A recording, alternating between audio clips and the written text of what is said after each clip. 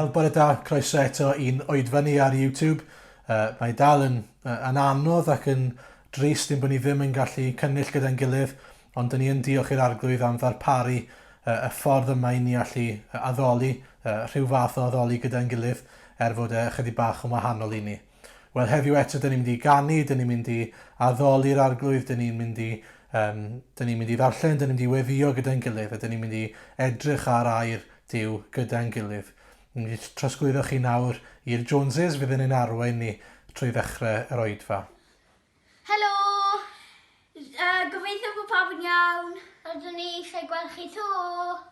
Nawr ni'n mynd i ddarllen Ioan 21 i chi. Ioan 21. Ar ôl hyn, amlygodd Iesu ei hun unwaith eto i'w ddisgyblion ar lan môr Tiberias. A dyma sut y gwnaeth hynny. Yr oedd Simon Pedr a Thomas, a elwyr Didymus, a Nathaniel o Gana Galilea, a Meibion Sebedeis, a dau arall o'i ddisgyblion, i gyd gyda'i gilydd. A dyma Simon Pedr yn dweud wrth y lleill, rwy'n mynd i bysgota. A ti basant ef, rydym ninnau'n dod gyda thi. Aethant allan a mynd i'w'r cwch. Ond ni ddaliasant ddim y noson honno. Pan ddaeth y bore, safodd Iesu ar y lan, ond nid oedd y disgyblion yn gwybod mae Iesu ydoedd. Dyma Iesu felly'n gofyn iddynt, does gennych ddim pysgod fechgyn? Nac oes, a ti basant ef. Meddai yntau wrthynt, bwriwch y rhwyd i'r ochr dde'r cwch, ac fe gewch helfa. Gwnaethant felly, ac yn ei allent dynnu'r rhwyd i mewn gan gymaint y pysgod oedd ynddi. A dyma'r disgybl hwnnw yr oedd Iesu yn ei garu yn dweud wrth Pedr, yr arglwydd yw. Yna, pan glywodd Simon Pedr mae'r arglwydd ydoedd, clymodd ei wisg uchaf amdano, oherwydd roedd wedi tynnu ei ddillad, a neidiodd i mewn i'r môr. Daeth y disgyblion eraill yn y cwch gan lusgo'r rhwyd yn llawn y bysgod, nid oedd yn tymhell o'r lan, dim ond rhyw gan medr. Wedi ddnanio, gwelasant dan golost wedi ei osod a physgod arno a bara. Meddai Iesu wrthynt, dewch ar rhai o'r pysgod yr ydych newydd ei dal. Dringodd Simon Pedr i'r cwch a thynnu'r rhwyd i'r lan yn llawn y bysgod braf, 153 ohonynt. Ac bod cymaint ohonynt, ni thorodd y rhwyd. Dewch, meddai Iesu wrthynt, cymerwch frecwast. Ond nid oedd neb o'r disgyblion yn beiddio gofyn iddo, pwy wyt ti? Yr oeddent yn gwybod mae yr arglwydd ydoedd. Daeth Iesu atynt a chymerodd y bara a'i roi iddynt, a'r pysgod yr un modd. Dyma y nawr y drydedd waith i Iesu ymddangos i'w ddisgyblion ar ôl iddo gael ei gyfodi oddi wrth y meirw. Yna, wedyn iddynt gael brecwast, gofynodd Iesu i Simon Pedr, Simon, fab Ioan, a wyt ti'n fy ngaru i'n fwy na rain? Atebodd ef, ydwyf arglwydd, fe wyddos ti fy mod yn dy garu di. Meddai Iesu wrtho, portha fy ŵyn. Wedyn, gofynodd iddo yr ail waith, Simon, fab Ioan, a wyt ti yn fy ngaru? Ydwyf arglwydd, meddai Pedr wrtho, fe wyddos ti fy mod yn dy garu di. Meddai Iesu wrtho, bugeiliau fy nefaid. Gofynodd iddo y drydydd waith, Simon, fab Ioan, a wyt ti'n fy ngaru i?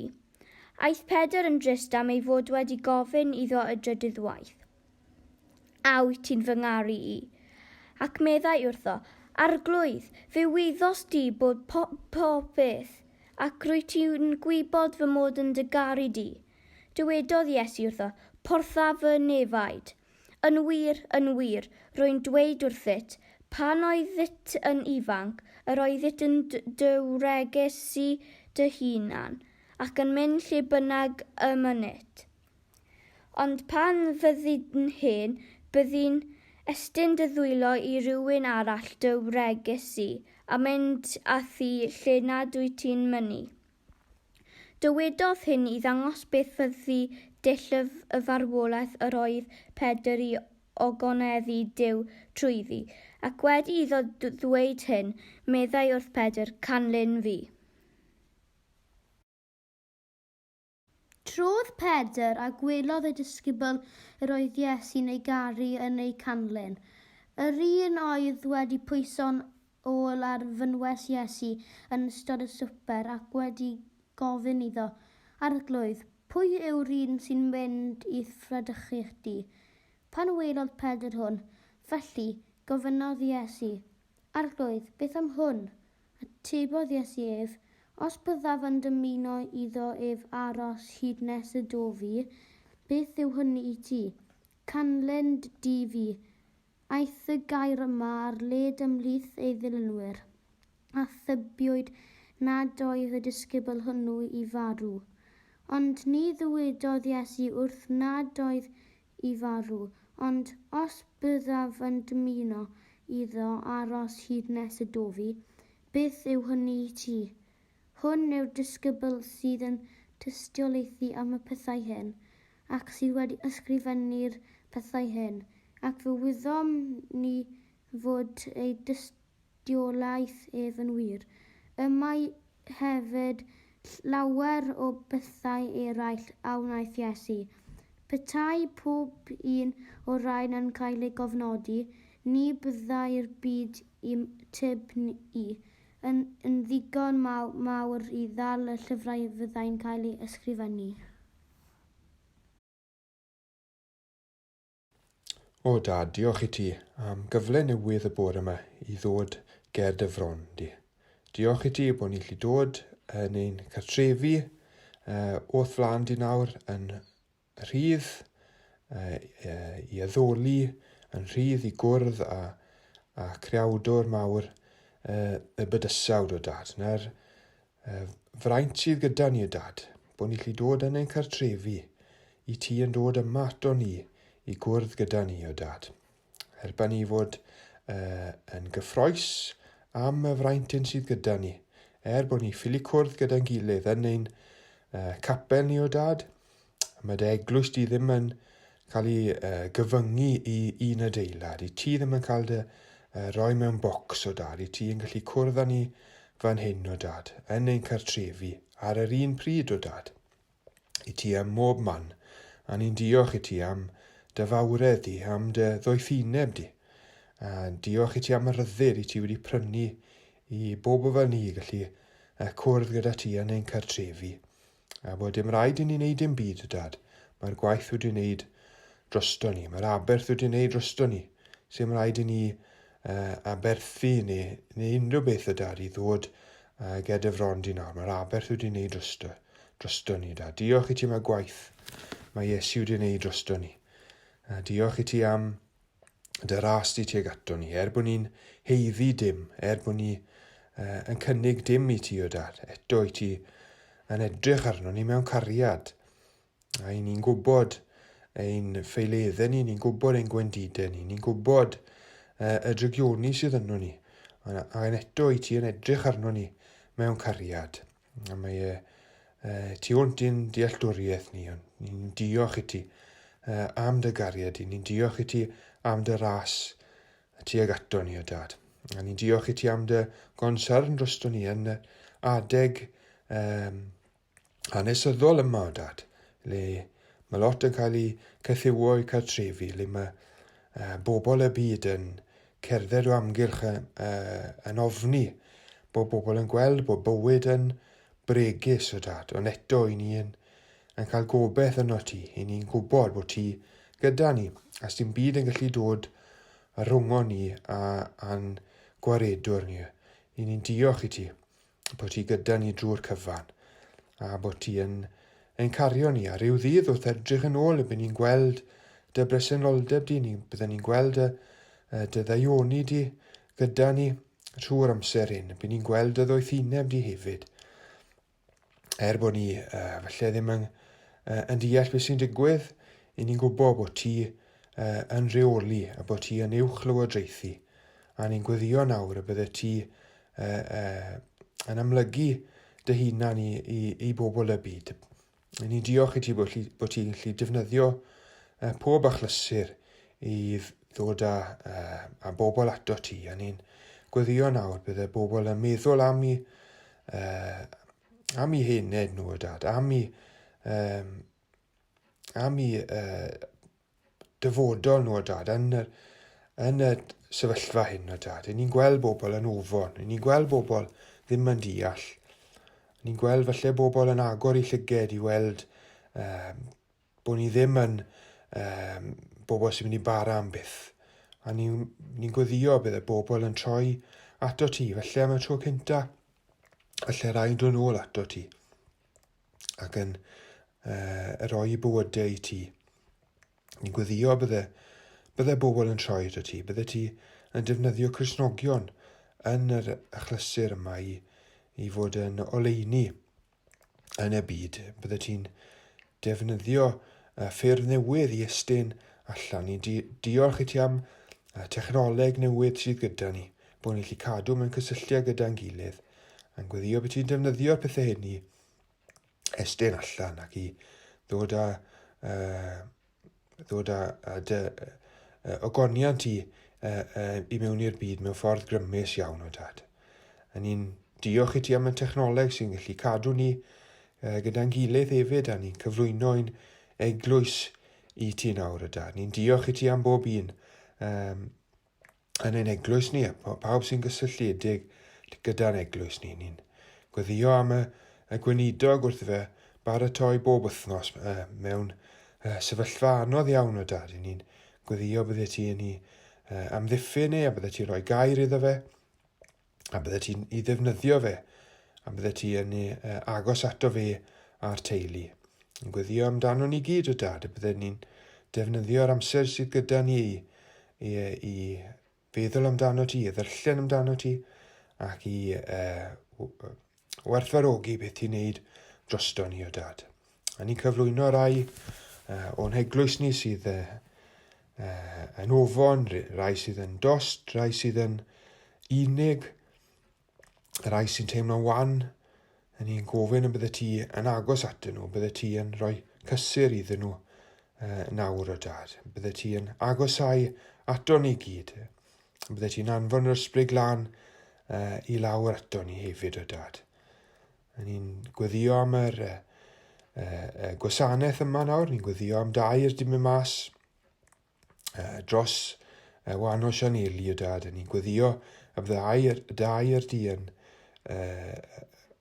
yn dod â gobaith newydd i ni, bydde dair di yn ein ysgogi ni, a bydde dair di mynd mas, helpa ni wrando arno fe, helpa ni fod yn effro i glywed air di, o Dad, a bendithio ni yn y cyfarfod hwn. Ni'n cyflwyno'n gwlad ni hefyd, o Dad. Ni'n cyflwyno arweinwyr ein gwlad ni, a arweinwyr Llywodraeth Cymru a Llywodraeth Prydain a llywodraethau dros y byd. Bydde dy ewyllus di yn cael ei gyflawni, o Dad. Bydde ti'n rhoi doethineb iddyn nhw. Bydde ti'n rhoi arweiniad iddyn nhw am y dyfodol agos a'r pell, o Dad. Bydde ti'n wir yn rhoi doethineb iddyn nhw nawr. A siod i fynd nôl i ryw elfen o normaliaeth nawr, o Dad. Bydde ti yn anfon Cristnogion i neu siŵr fod y wyllus di yn cael ei gwblhau, a bydde ti yn reoli. Diolch i ti bod ni'n gallu dibynnu arno ti. I ti ddim yn neud camgymeriadau, o Dad. I ti ddim yn gadael ni lawr. Diolch i ti bod ti wastod gyda ni. Diolch i ti unwaith eto am dy ras di ti ag ato ni. Diolch i ti am dy gariad. A diolch i ti am y cyfan ti'n neud drosto ni. Bydd gyda ni nawr, bydd gyda ni drwy weddill y dydd. Bendithia ni nawr wrthyn ni agor da i'r dia, gryndo ar dy efengil di. Anfon yr ysbryd glân i agor ein clustia yn calonau ni, i ddeall dy neges di ti ag ato ni, am bendithia ni fel eglwys o'r newydd, o Dad. Yn ni cyflwyno'r cyfan yn enw ac yn eiddiant y fab Iesu Grist. Amen.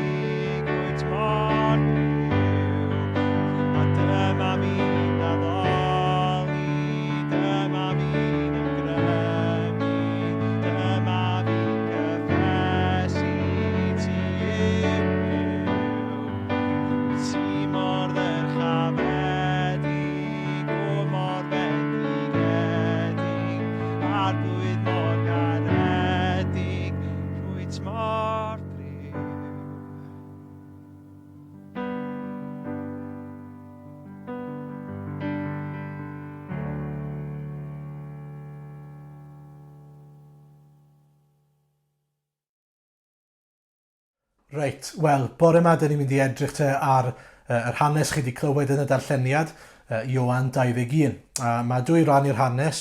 Y rhan gyntaf yw pan maen nhw'n mynd i bysgota, a yr ail ran yw pan mae Iesu yn galw Pedr eto o'r newydd te i fod yn un y bydd e'n adeiladu ei eglwys arno fe.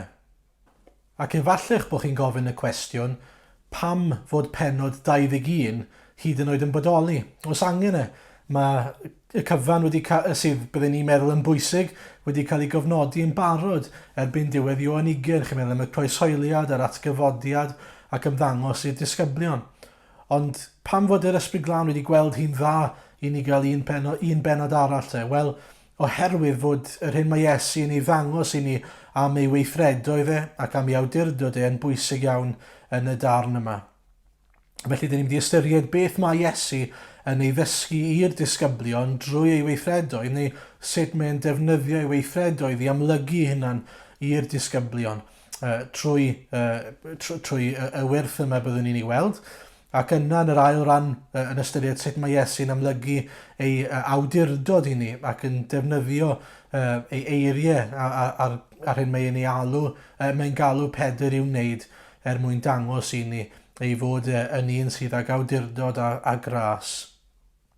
Yn gyntaf te, yn y pysgota, i ni'n gweld penderfyniad yn cael ei wneud yn adnod 3. Dyna peth cyntaf ni'n mynd i edrych arno. Mae Pedr yn penderfynu rwy'n mynd i bysgota. A mae hwnna'n rhywbeth byddwn ni'n disgwyl i rywun fel Pedr i wneud. Penderfynu, dyna ni'n mynd i wneud, dwi'n mynd i fynd i bysgota. A falle bod hwnna'n swnio fel rhywbeth bach amhwysig i chi. Ond cofiwch fod Iesu wedi dweud wrthyn nhw'n barod bydde fe'n mynd o'i blaenau nhw i Galilea. Wel, maen nhw yn Galilea te, ond pam fod Pedr felly yn mynd i bysgota? Pam ddim mynd i chwilio am Iesu? I ni ddim yn gwybod yn iawn pam fod e'n penderfynu mynd i bysgota. Ydy e wedi bod yn chwilio am Iesu'n barod a ddim wedi ffindo fe? Ydy nhw wir angen bwyd a mas o syniadau eraill? I ni ddim yn gwybod. Ond beth i ni yn gwybod yw canlyniad neu canlyniadau y penderfyniad mae'n ei wneud. Mae 2 ganlyniad. Y canlyniad cyntaf yw, oherwydd fod Pedr yn penderfynu fod e'n mynd i bysgota, mae'r disgyblion yn dilyn. Dyma maen nhw'n ei ddweud, rydym ni'n yn dod gyda thi. A mae hwnna'n dweud lot wrthyn ni am sut mae Duw yn donio pobl i fod yn arweinwyr neu yn ddilynwyr. Pam ar y ddeiar las fydden nhw'n yn dewis dilyn Pedr o bawb. Doedd e ddim wedi gwneud penderfyniadau da yn ddiweddar. Oedd e ddim wedi dangos i hun i fod yn arweinydd da, rhywun oedd yn sefyll dros yr arglwydd Iesu. Mewn gwirionedd oedd e i'r gwrthwyneb yn gwadu Iesu. Ac eto mae pobl yn dilyn. Pam? Wel, oherwydd i fod yn arweinydd naturiol, fod Duw wedi ddonio fe fel arweinydd. Ac oherwydd hynny mae pobl yn ei ddilyn e. Bod nhw'n dilyn mewn ffordd ei fod e'n arweinydd gwael ar y pryd yma. Ond y rheswm mae hwnna'n arwyddocaol yw oherwydd yn y darn nesaf byddwn ni'n gweld mae Iesu'n rhoi ail gyfle iddo fe i fod yn arweinydd da, i fod yn un sydd yn cael ei ddefnyddio i arwain pobl at yr arglwydd Iesu. Nid yn rai fydd e'n gwadu'r arglwydd Iesu o'i blaenau nhw. Mae'n cael ail gyfle i fod yn figel ar y defaid yma ac yn ei porthu nhw. Byddwn ni'n gweld hynny nes ymlaen. A wedyn yr ail ganlyniad i'w benderfyniad yw ei bod nhw yn methu yn llwyr yn y dasg. Dyn nhw ddim yn dal unrhyw bysgod. Dwi'n siŵr fod rhan o leia o Pedr yn teimlo rhywbeth fel hyn. Dwi ddim wedi bod yn gwneud yn dda iawn fel disgybl i'r arglwydd Iesu. Bydde fe'n neis jyst gwneud rhywbeth dwi'n dda yn ei wneud, jyst unwaith. Rhywbeth fel pysgota. Dyna oedd ei waith greiddiol e, oedd e'n gwybod bod hwnna'n rhywbeth oedd e'n gallu wneud. Ond mae a'r disgyblion, y pysgotwyr, hyd yn oed yn methu yn y dasg yna. Ond hynny, dwi ddim yn meddwl bod nhw'n methu oherwydd diffyg gallu neu oherwydd diffyg profiad neu dealltwriaeth o bysgota.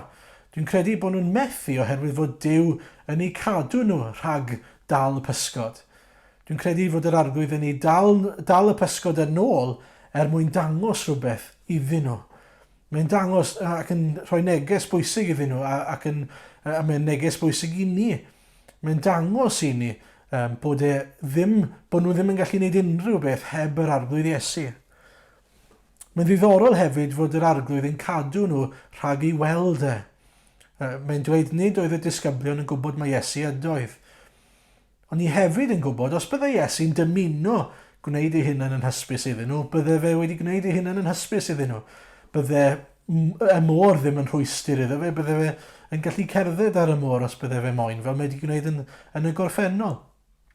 Ac felly, i ni'n gweld, mae nid problem newl neu unrhyw fath o broblem fel yna yw hyn, ond fod Iesu yn dewis cuddio ei wyneb oddi wrthyn nhw, a fi'n credu eto, pan mae Iesu'n gwneud hynny, fod e'n cuddio ei olwg mwyn dangos ei gymeriad neu berson iddyn nhw. I'r dynion ar y ffordd i'r maes, oedd e'n cuddio ei wyneb mwyn dangos ei bersonau a'i gymeriadau yn yr ysgrythyr. Wel nawr mae'n cuddio ei wyneb oddi wrthyn nhw mwyn dangos ei gymeriad wrth ei weithredoedd yn yr hyn mae'n ei wneud, a byddwn ni'n gweld hynny gobeithio mewn eiliad. A mae'n dechrau trwy ofyn y cwestiwn byddai pob pysgotwr sydd wedi methu dal un pysgodyn yn cysau ei glywed. Does gennych chi ddim pysgod fechgyn? Mae rhaid iddyn nhw gyfaddu, dos e? Maen nhw'n gorfod cydnabod bod yn onest ac yn ostyngedig a dweud, na, ni ddim wedi dal unrhyw pysgod, does dim un pysgodyn gyda ni.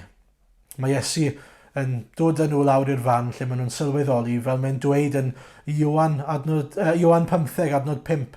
Mae fi yw'r wynwydden, chwi yw'r canghennau, a mae'r sawl sy'n aros yno fi a minnau yn ddoentau yn dwy'n llawer o ffrwyth, oherwydd ar wahân i mi, ni allwch wneud dim. Mae'n dangos i ni fod y disgyblion yn methu hyd yn oed dod o hyd i un pysgodyn heb fod yr arglwydd yn caniatáu hynny. Ond beth sy'n hyfryd wrth gwrs yw nad yw Iesu'n dymuno i gadael nhw yn waglaw gyda dim un pysgodyn. Mae e'n dymuno ac yn mynd i bendithio nhw. Nid gyda un neu ddau pysgodyn, ond gyda nifer fawr o bysgod. Mae'n dweud wrthyn nhw, taflwch yr rhwyd i'r ochr arall. Mae'n atgoffa fi pan ych chi'n mynd mewn i siop gyfrifiaduron neu ar yr adeg yna pan oedd pobl yn trwsio i cyfrifiaduron a nid jyst cael ei newydd. Ond mynd mewn i siop gyfrifiaduron i drwsio i cyfrifiadur. Y peth cyntaf bydde rhywun yn dweud yw chi wedi trio roi'r cyfrifiadur off ag on eto. Pa wahaniaeth fydde newid ochr yn ei wneud mewn gwirionedd rhywbeth mor syml a hynny. Chi'n siarad gyda pysgotwyr profiadol. Ac eto, maen nhw'n gwrando, maen nhw'n ymddiried ac yn ffyddlon i'r hyn mae'r arglwydd Iesu'n ei ddweud, bod nhw'n flinedig, bod nhw'n falle'n gwybod yn well o safbwynt bydol, ac eto maen nhw'n fodlon gwneud. Mae'n dweud gwneithant felly yn adnod 6. Ond y canlyniad yw ni allent dynnu'r rhwyd i mewn gan gymaint y pysgod oedd ynddi. A dwi am nodi rhai pwyntiau ynglyn â y ffaith eu bod nhw wedi gwrando ar yr arglwydd Iesu. Wnaethon nhw ddim dal yr holl bysgod oherwydd fod y cyngor yn gwneud synwyr. Does dim wir gwahaniaeth rhwng un ochr o'r cwch a ochr arall os e. Gwnaethon nhw ddal y pysgod oherwydd fod Iesu wedi darparu pysgod ar eu cyfer nhw. A mi bod nhw wedi gwrando yn ifydd i'r arglwydd Iesu a fod yr arglwydd Iesu wedi bod yn raslon. Yn ail, oedd yn rhaid iddyn nhw fod yn ostyngedig a gwrando ar gyngor y dyn yma oedd yn ei cynghori nhw a hefyd cydnabod o'r flaen y dyn yma does dim pysgod gyda ni, i ni'n waglaw. Ac yn drydydd, edrychwch ar faint o bysgod gawson nhw, 153. Mae lot o ddiwynwyr yn ceisio dadlau fod yna arwyddocad i'r pwynt yma, fod yna rhyw arwyddocad arbennig i'r 153. Ond dos na ddim mewn gwirionedd heblaw y ffaith bod nhw eisiau dangos yn union beth yw helfa dda. Pan chi'n dweud wrth rhywun, nes i ddal llwyth o bysgod, wel, sut ydych chi'n mesur y llwyth yna? Sut ydych chi'n mesur beth yw llwyth? Bydde 10 yn llwyth i un person a 1000 yn llwyth i berson arall, felly maen nhw'n cyfri mwyn dangos i ni gymaint maen nhw wedi dal. Ac yn ola, mae'r nifer o'r pysgod maen nhw wedi dal yn dangos i ni fod Crist ddim yn bendithio mewn un neu ddau ond bod e'n rhoi yn helaeth gyda gwirthiau Iesu bob tro mae digonedd ar ôl, bwcedi o fara, cannoedd o bysgod. Mae'n bendiffio yn hael. Ond y pinnacle yn y darn yw adnod 7, gyda ymateb Ioan i'r hyn sydd wedi digwydd. Sa'n gwybod os chi wedi cael eureka moment, yr adeg yna lle mae, os mewn cartoons falle, mae bulb yn cael ei roi mlaen uwch bennau pobl pan maen nhw'n dod i sylweddoliad o rhywbeth. Ar un wedd fan hyn mae gyda chi rhywbeth yn digwydd, mae'r dyn yma yn eich cynghori chi neu rhywbeth. Ar yr ochr arall mae gyda chi'r niferoedd enfawr yma o bysgod chi'n ei dal. Ac yn sydyn mae Ioan yn rhoi 2 a 2 at ei gilydd ac yn sylweddoli. Nid cyd-ddigwyddiad yw hyn, nid damwain yw hyn. A beth mae'n datgan, beth mae'n gweiddi? Yr arglwydd yw. Yr arglwydd yw hyn. Iesu sydd ar waith fan hyn. Dyw e ddim yn poeni am y pysgod. Mae'n poeni gymaint mwy a mae'n sylweddoli mae beth sydd wedi digwydd fan hyn yw fod Crist ei hun ar waith yn ei plith nhw. A dyna sydd yn hyfryd am y darn yma. Mae'n dod i sylweddoliad fod yr arglwydd yn gweithio yn ei plith nhw. Er ei bod nhw ddim yn ei weld e'n gorfforol, mae e ar waith ynddyn nhw a trwyddyn nhw. Maen nhw'n cael bod yn rhan o ddal yr 153 o bysgod yma. A mae'n dangos rhywbeth pwysig iddyn nhw ac i ni.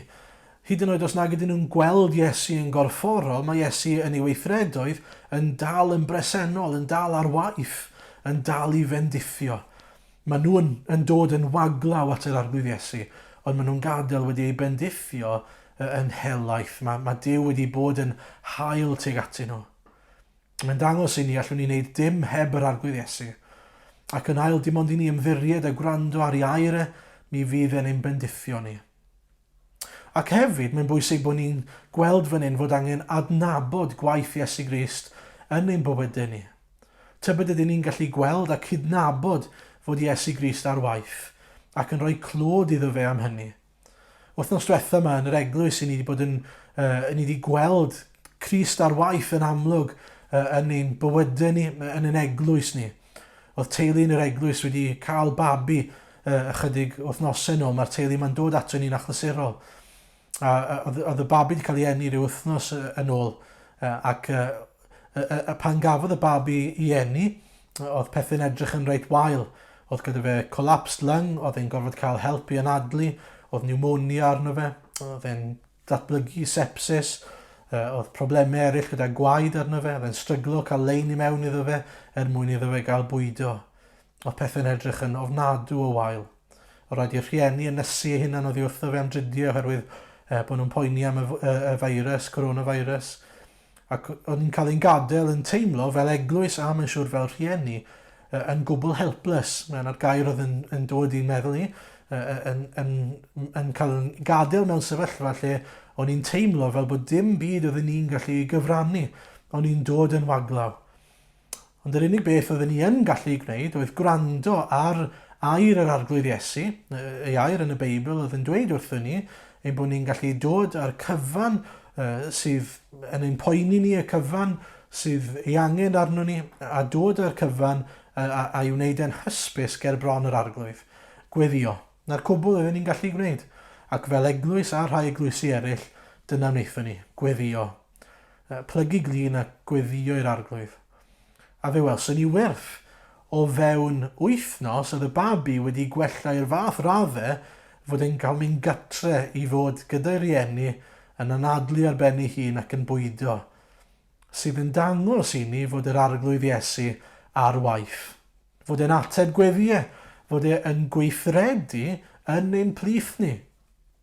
Ac wrth baratoi'r wythnos yma, oedd e'n taro fi mor debyg i'r ffordd mae yr arglwydd Iesu wedi delio gyda'r babi bach yna, a'r ffordd mae'n delio fan hyn, gymaint mwy gyda'r iachau a gyda'r gofal dros y babi. Ond y cyfan yn dangos i ni, dim ond i ni bwyso, dim ond i ni ymddiried yn yr arglwydd. Mi wneith e amlygu hynna, wneith e wneud pethau grymus, wneith e ateb gweddiau yn ein plith ni. Ac mewn ffordd sydd yn fwy rhyfeddol na byddwn ni'n gallu dychmygu. Os ydw i'n onest, pan o'n i'n gweddio dros y babi bach yma, beth o'n i'n gweddio oedd arglwydd dwi'n gwybod y bydd y babi yn yr ysbyty am fisoedd a misoedd. Ond arglwydd, please cadw'r babi yn fyw, please arglwydd, please neud i achau. ac o fewn wythnos, mae e adre wedi gwella i'r fath raddau.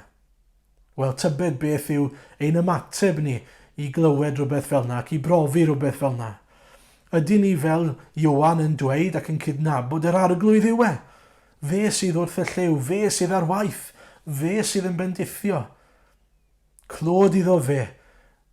Ydy ni fel Pedr, unwaith mae'n clywed y geiriau yr arglwydd yw. Beth mae'n ei wneud? Mae e'n nofio at yr arglwydd Iesu. Mae e'n brysio at yr arglwydd Iesu. Mae e am fod wrth luniau'r arglwydd Iesu, wrth draed yr arglwydd Iesu, yn ei addoli fe, yn ei glodfori fe, am yr hyn mae wedi wneud am pwy yw e. A dyna dylai'n ymateb ni fod hefyd wrth gwrs, bod ni'n brysio at yr arglwydd Iesu. Maen nhw'n sylweddoli, dyma'r Iesu byw. Dwi am fod gyda fe, dwi am fod yn ei gwmni fe. A dyna mae Pedr yn ei wneud, a dyna mae Ioan yn ei wneud, a disgyblion. Mae Ioan yn fwy gofalus, yn fwy trefnus falle, yn dod gyda'r pysgod. Dyn nhw ddim eisiau colli'r pysgod i gyd mae'r arglwydd wedi ddarparu. Maen nhw yn fwy pwyllog yn dod at yr arglwydd Iesu. Ond eto, maen nhw'n dod. Wel, ydych chi wedi dod at yr arglwydd Iesu, wedi gweld pwy yw e yn y gair ac yn ei weithredoedd hyd yn oed o'n cwmpas ni heddiw ac yn dod ato fe. Mae'r emyn yn dod i meddwl i ar gyfer heddiw'r bore am hyn bechadur brysia fel yr wyt, i ofyn am y noddfa fel yr wyt. Yn olaf yn y rhan yma te, mae Iesu yn bwyta gyda'i ddisgyblion. Maen nhw'n cael brecwast gyda'i gilydd. Gallai Iesu fod wedi cyrryddu nhw am ei bod nhw wedi mynd off i brysgota yn hytrach na mynd i chwilio amdano fe, neu parhau i chwilio amdano fe. Ond eto mae e'n raslo, mae e'n dymuno i bod nhw'n dod ac yn bwyta gyda fe. Mae e'n ei gwahodd nhw i ddod a cael cymdeithas gyda fe. A mae Pedr, fi'n cofio yn y ffilm Iesu, nes i ddod yn Gristion trwy wylio'r ffilm Iesu pan o'n i 10 mlwydd oed. A pan o'n i'n gwylio hwnna, dwi'n cofio yr olygfa yna pan mae Iesu o gwmpas y tân a mae'r bobl yn dod ato fe ac yn gofyn os yw e yn un o ddilynwyr Iesu Grist, a mae'n gwadu'r arglwydd Iesu. O flaen y tân fyna, mae'n gwadu'r arglwydd Iesu. Wel nawr, mae e wrth y tân yn bwyta gyda'r arglwydd Iesu. A mae'r cyfan trwy ras, mae'r cyfan oherwydd fod yr arglwydd Iesu wedi dod i chwilio amdano fe, wedi dod i'w geisio fe a dod â fe nôl. Chi'n cofio wrthos diwetha beth oedd wedi dweud wrth y disgyblion, wrth y Mair a'r menwod eraill. Ewch i ddweud wrth y disgyblion a Pedr fy mod i'n mynd o'i blaenau nhw i Galilea. Oedd eisiau fod Pedr yn gwybod fod maddeuant, fod adferiad, fod perthynas ar gael. A mae am i chi wybod hefyd fod perthynas, fod maddeuant, fod adferiad ar gael i chi hefyd. Dim ond i chi droi a dod ato fe a plygu glin a'i gyffesu fe yn arglwydd. Falla'ch bod chi'n meddwl, wel, mae gen i rhywbeth i ddod ag bron yr arglwydd Iesu. Mae gen i rhywbeth i'w gynnig. Mae Iesu ei hun yn dweud wrth yr eglwys yn Laodicea, yn datguddiad pennod 3, dweud yr wyt, rwy'n gyfoethog ac wedi casglu golyd, ac nid oes arnaf eisiau dim. Ac ni wyddos mae gwrthrych trienni a thosturi ydwyt, yn dlawd, yn ddall ac yn noeth. Felly cynghoraf di i brynu gennyf i air wedi ei buro drwy dan, i ti ddod yn gyfoethog a dillad gwyn i'w wisgo, i guddio gwarth dy noethni, ac eli i eiro dy lygaid, i ti gael gweld. Yr wyf fi'n ceryddu ac yn disgyblu rhai ag araf, bydd selog felly, ac edi farha. Wele, yr wyf yn sefyll wrth y drws ac yn curo. Os clyw rhywun fy llais ac agor y drws, do fi mewn ato, a bydd y ddau ohonom yn cydfwyta gyda'n gilydd. A dyna'r gwahoddiad i chi a fi. I ni'n gallu dod, cydnabod ein angen ger bron yr arglwydd Iesu. Cydnabod ein bod ni'n dlawd yn noeth, yn ddall ac derbyn o'i gyfoeth derbyn y puredigaeth mae e'n ei gynnig. Derbyn y cyfiawnder i guddio ein noethni ni. A derbyn y berthynas, y cydfwyta mae e'n ei gynnig i ni hefyd am dragwyddoldeb. Wel, ydych chi wedi rhedeg at yr arglwydd Iesu. Ac yn ola te, ni'n mynd i dreulio chydig bach o fudidau reit ar y diwedd yn edrych ar eiriau Iesu wrth Pedr wrth iddo fe ei alw fe eto i borthu ei ddefaid e. Ni wedi gweld fod Iesu yn amlygu hynna ni Ioan a'r disgyblion drwy ei weithredoedd e, yr eureka moment yna, yr arglwydd yw. Ond nawr mae Iesu yn dangos i ni ei gymeriad graslon drwy ei eiriau fe hefyd. Hyd yn hyn ni wedi gweld fod Iesu'n fod yn cymryd methiant fel Pedr a gwneud pethau ryfeddol drwyddo fe. Ond dyw e ddim wedi gorffen, gyda Pedr o bell ffordd. Mae'r un Pedr yma wedi ei wadu fe de'r gwaith yn cael cyfle anhygoel fan hyn, yn cael ail gyfle sydd yn brydferth iawn a mae'n cael 3 chyfle i wneud hynny i ddatgan ei gariad tuag at yr arglwydd Iesu. 2 gwaith mae'r arglwydd Iesu'n gofyn os mae'n ei garu fe. 2 gwaith mae Pedr yn cael datgan, ydw dwi yn dy garu di arglwydd. Nid tro yma'n datgan, dwi ddim yn gwybod dim byd amdano fe, dwi ddim yn ei nabod e o gwbl. Ond tro yma mae'n cael, mewn ffordd cywiro, ei gamgymeriad, cael cyfle newydd i ddatgan yndw arglwydd, dwi'n dy garu di. A mae'r arglwydd wedyn yn datgan deir gwaith yr alwad yma ar ei fywyd e. Portha fy nefaid neu portha fy ŵyn. Yna chi alwad hyfryd i un oedd wedi ei gwrthod yr arglwydd Iesu, troi cefn ar yr arglwydd Iesu, wedi gadael yr arglwydd Iesu lawr mor aml. Nawr, mae hyd yn oed wedi ceryddu Iesu yn y gorffennol. Ond nawr mae'r arglwydd yn dweud wrtho fe, gweitha ei gyflwr pechadurus gweitha'r ffaith bod e'n dal yn pechu, portha fy nefaid. A mae hynny'n dangos rhywbeth i ni am yr arglwydd Iesu. Ein bod ni'n syrthio'n fyr, ein bod ni'n dal i bechu fel Cristnogion, mae e hefyd yn dal yn dymuno i'n defnyddio ni. Mae Pedr yn mynd yn upset, yn drist oherwydd fod yr arglwydd wedi gofyn deir gwaith. Ac ar y trydydd tro, mae'n datgan arglwydd fe wyddos di bob peth ac rwyt ti'n gwybod fy mod i'n digaru di. A dwi'n credu fod Pedr yn datgan rhywbeth pwysig iawn fyna. Dyna pam yr arglwydd Iesu yn ei ddefnyddio fe, oherwydd fod e'n gwybod fod Pedr yn ei garu fe. Ei fod e'n gadael Iesu lawr yn aml, mae Pedr yn ei garu fe, am fod yr arglwydd wedi ei garu fe yn gyntaf. A mae'n dangos i ni, ein bod ni'n cwmpo'n fyr, ein bod ni'n pechu fel Cristnogion, mae'r arglwydd yn dal eisiau yn defnyddio ni. Mae dal am i ni fod yn llestyr i'r efengyl ac iddo fe wneud ei waith drwyddo ni. Nawr, wrth gwrs, oedd galwad Pedr yn alwad penodol iawn i adeiladu'r eglwys, y graig yna byddai'n adeiladu eglwys arno fe. A falle bod yr alwad yn wahanol i ni, ond allai sicrhau ein bod ni wedi cael ein galw i fod yn ddisgyblion sydd yn gwneud disgyblion eraill, yn llys genhadwn i'r arglwydd Iesu ac yn dystion iddo fe. Ac felly, mae yr un alwad i ni i wneud hynny, i dystio'r arglwydd Iesu i bregethu Crist, ac sydd ar Pedr. A mae'n bwysig bod ni'n cofio, dyw Crist ddim yn ein galw ni oherwydd bod e'n meddwl bod ni'n berffaith neu bod ni yn bobl sydd byth yn pechu. Beth mae'n ei ddangos i ni fan hyn yw mae'n defnyddio ni gweitha y ffaith ein bod ni yn aml yn gadael Crist lawr, yn aml yn pechu. Ond hynny, mae'n ein cryfhau ni, mae'n ein defnyddio ni, mae'n ein llenwi ni gyda'i ysbryd glân. A dyna mewn ffordd yw'r allwedd i hyn i gyd. Yn yr astudiaeth wythnos yma, i ni'n mynd i edrych ar fywyd Pedr cyn ac ar ôl. A mewn gwirionedd byddwn ni'n gweld sut mae Pedr yn cael ei arfogi a'i nerthu i wneud y dasg mae Crist yn ei alw fe i wneud, oherwydd fod yr ysbryd glân wedi ei roi iddo fe. Oherwydd fod yr ysbryd glân yn byw ac yn gweithio drwyddo fe. Ac mae hwnna yn gwneud y gwahaniaeth i gyd wrth gwrs, fod Crist yn gweithio trwy ysbryd drwy Pedr. Ac yn ola, mae Pedr yn y sgwrs yma yn gofyn, wel, beth am Ioan Fedyddiwr? Yn yr adnodau cynt, mae Iesu yn datgan rhywbeth am Pedr, y bydd e'n gorfod marw oherwydd ei fod e'n dilyn yr arglwydd Iesu, ond y bydd e'n gogoneddu Duw hyd yn oed yn ei farwolaeth. Ac yna mae Pedr yn troi at Iesu, dweud, wel, beth am Ioan te, beth fydd yn digwydd iddo fe? Mae hwnna'n swnio fel typical Pedr. A mae Iesu'n dweud, a dwi'n arall eirio, wrth gwrs, o dyw hynny'n ddim byd i wneud â ti. Os dwi'n dymuno bod Ioan yn aros yn fyw, bydd e'n aros yn fyw. Ond os ddim, bydd e ddim. A beth mae'n atgoffa ni yw, fod Crist yn dymuno ein bendithio ni a datguddio sawl peth i ni, dyn ni ddim yn mynd i wybod popeth. Dyw bywydau pobl ac amserau pobl ddim yn ein dwylo ni.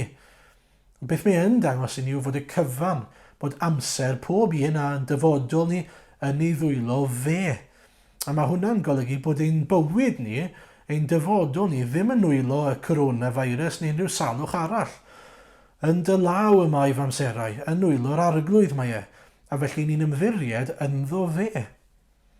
A felly mae'n bwysig eich bod chi am bod i yn ymddiried yn yr arglwydd pan mae'n dod i'n dyfodol ni. Ond un peth allwn ni fod yn sicr ohono, os ni wedi ymddiried ynddo fe, os ni wedi rhoi ein bywyd i'r arglwydd Iesu, wedi cyffesu ein pechodau ni a wedi cyffesu Iesu'n arglwydd, ein bod ni'n ddiogel yn ei ddwylo fe. Bod tragwyddoldeb yn ddiogel ac yn sicr, wedi cael ei roi ni yn sicr. Ac yn ola, mae Ioan yn dweud ar ddiwedd ei efengil fod y cyfan mae wedi ysgrifennu yn debyg iawn i Match of the Day. Mae'n rhyw fath o highlights reel. Os chi'n gwylio Match of the Day, beth sydd gyda chi yw yn hytrach na pob gêm yn llawn, yr uchaf bwyntiau neu rhai darnau o'r gêm sy'n cael ei ddangos. A mae'n gret bod ni'n gallu gwneud hynny mewn ffordd. Ond mewn ffordd gyda'r Beibl, mae'n biti oherwydd i ni ddim yn cael golwg ar y cyfan, ar yr holl bethau rhyfeddol mae'r arglwydd Iesu wedi ei wneud. A mae'n bywyd ni ychydig bach fel yna hefyd. I ni yn gallu edrych ar ein bywyd ni, a dim ond snippets yw'r eina o'r hyn mae'r arglwydd yn ei wneud o gwmpas y byd i gyd. Ac felly i'ch annog chi o'r wythnos yma, beth am i chi ystyried beth mae'r arglwydd Iesu yn ei wneud mewn llefydd eraill ar draws y byd. Beth mae'r arglwydd Iesu a sut mae'r arglwydd Iesu ar waith ar draws y byd i gyd, ac allwch chi wneud edrych yn ôl ar hanes a gweld sut mae'r arglwydd Iesu wedi bod ar waith drwy bobl, drwy hanes hyd at heddiw. A mae'n dangos i ni, mae'n atgoffa ni fod yr arglwydd Iesu ar waith mewn ffyrdd rhyfeddol nag ni'n gwybod yn union sut mae'n gweithio a pa mor aml ac ymhle mae e ar waith. Felly, heddi ni wedi edrych ar beth mae Duw yn gallu gwneud y mywyd, y disgyblion, a sut mae'n amlygu hynna, hyd yn oed drwy ei weithredoedd. Nid yn unig trwy ei air, ond hefyd yn y ffordd mae'n gweithio yn ein plith ni. Ydych chi'n meddwl eich bod chi'n ormod o fethiant? Ydych chi'n meddwl fod dim troi yn ôl i chi, bod chi'n ormod o bechadur a byddai'r Iesu ddim eisiau chi? Cofiwch y geiriau yna yn atgyddiad 3. Dyn ni'n wrthrych trienni, dyn ni'n wrthrych tosturi, dyn ni'n glawd, dyn ni'n ddall ac yn oeth. Ond mae'r arglwydd Iesu yn dymuno eich puro chi, eich gwisgo chi a'i gyfiawnder maddau eich pechodau chi, a chael cymdeithas am dragwyddoldeb gyda chi, gwledda gyda chi. Ystyriwch felly, ydych chi wedi dod at yr arglwydd Iesu. Wedyn ni'n mynd i orffen trwy ganu emyn sydd yn datgan ein bod ni yn dod ato fe. I ni'n dod o'n Duw ato fe. I ni'n dod at yr arglwydd Iesu. A felly, os ych chi ddim wedi dod at yr arglwydd Iesu eto, peidiwch a datgan y geiriau os nag yw e'n wir amdano chi. Ond ystyriwch os nag yw e'n wir, pam ddim? Pam nag ydych chi wedi dod troi at yr arglwydd Iesu? Profi maddeuant pechodau a bywyd newydd ynddo fe. Diolch am wrando a nawn ni gyd addoli gyda'n gilydd eto wrth i ni orffen.